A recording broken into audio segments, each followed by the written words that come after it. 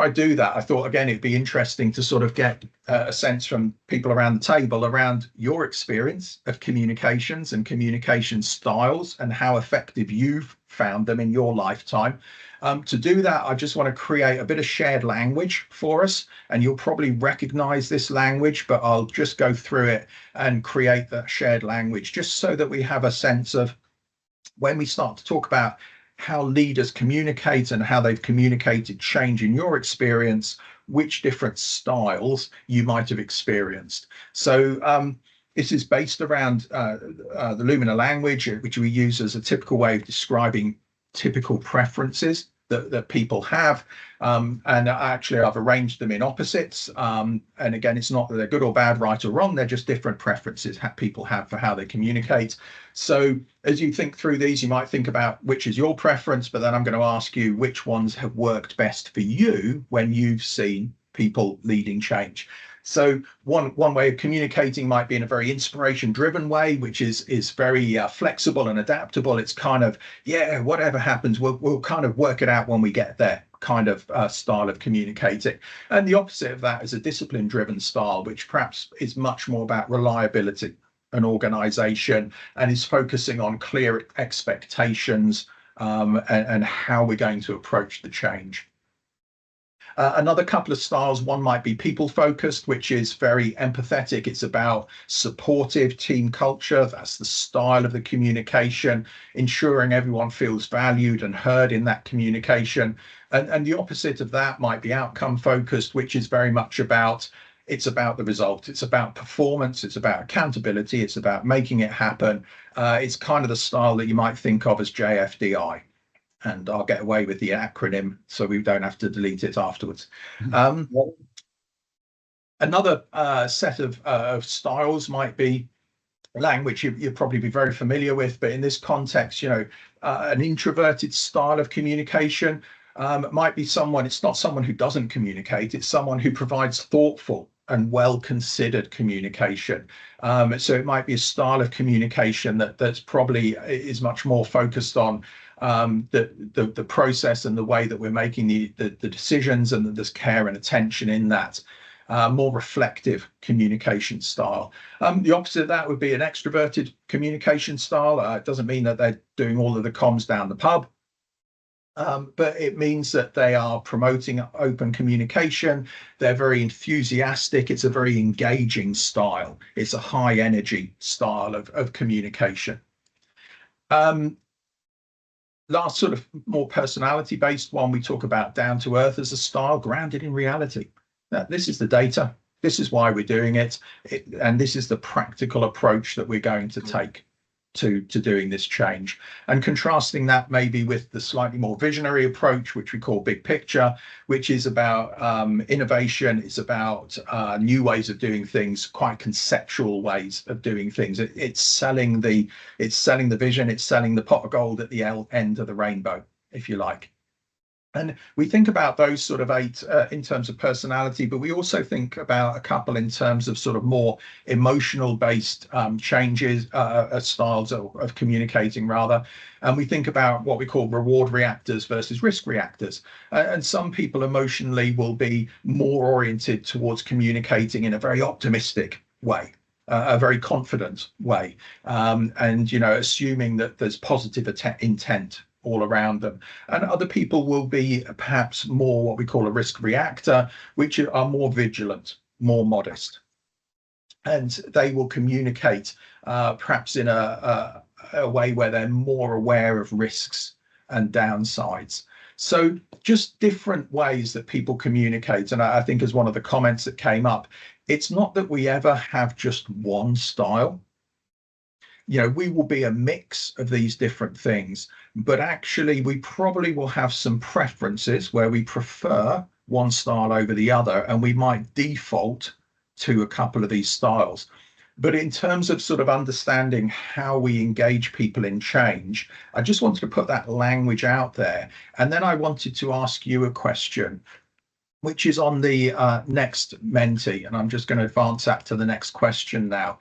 And I wanted to ask you, which style do you think is the most effective at engaging in change. Now, to address that, there's not only one style. I've given you 100 points and there's 10 items. Now, if you want to be really boring, you could allocate 10 points to each item, but where would the fun be in that? So maybe pick your top 2 or 3, or you might say that's 100 points, go to one of them, but distribute your 100 points over those 10 and answer the question of which style is the most effective in your view at engaging people in change.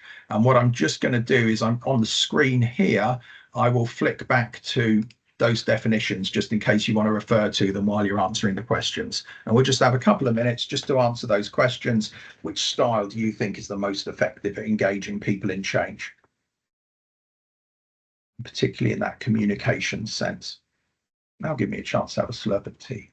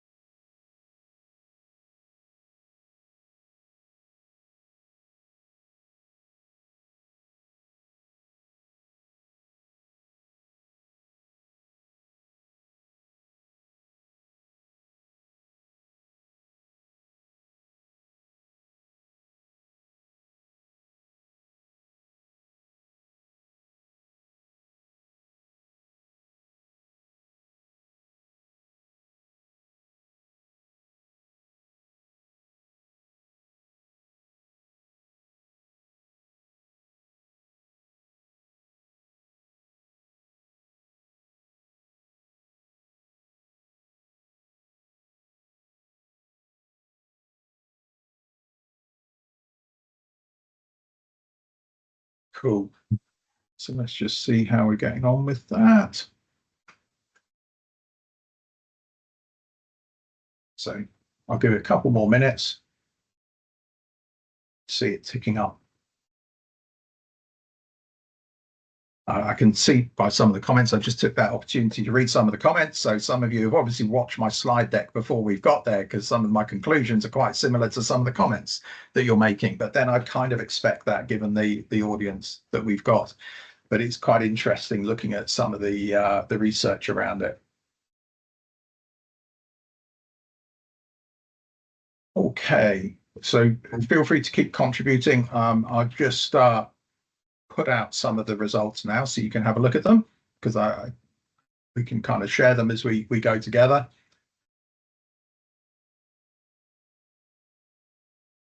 I obviously didn't know what the results were going to be, so I'm now reconfiguring my talk track, to see how this works as we go along. But that's the beauty of doing a conversation, isn't it? It's great fun.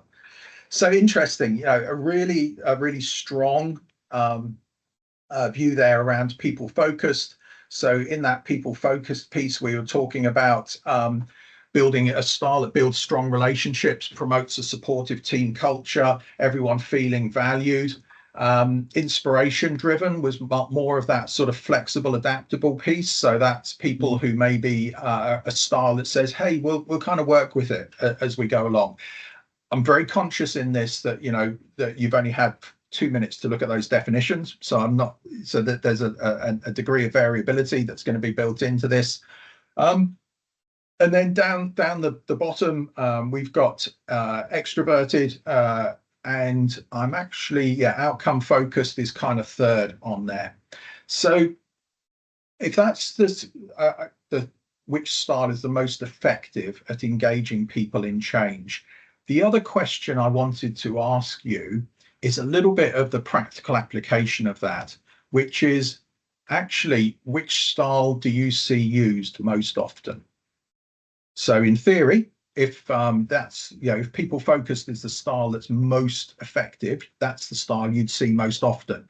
But I'm going to get you to cast your mind back to the change programs you've been involved in and ask you again, spread your points around, and let's have a look at which style you have seen used most often. And I'm not just looking at successful change programs, I'm looking at all the change programs you've been involved in. Can you put those definitions up again, Paul? I will indeed.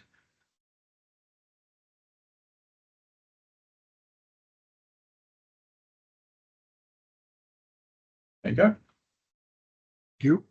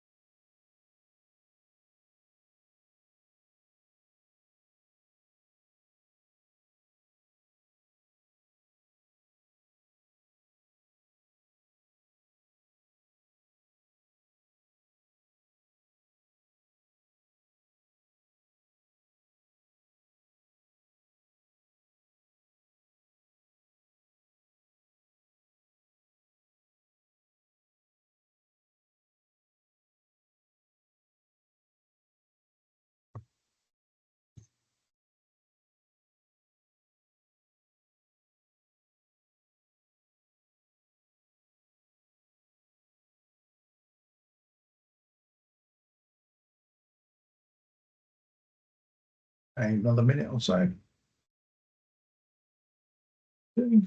Yeah, cool. Got quite a few responses in. So let's just reveal the results and see what it looks like.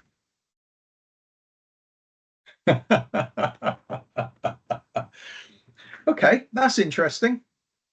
So it's not quite a straight inversion of the previous slide, but it ain't far off. So I'm going to see if Menti will let me flick between the slides. Yes, it will. So at the top previously, to Eddie's question, it's probably at this stage I'm thinking about a leader communicating to an audience. So it's in that sense of his leadership or her leadership style when they communicate. So yeah, what you think are the most effective ones: people focused, inspiration driven, outcome focused, least effective, extroverted.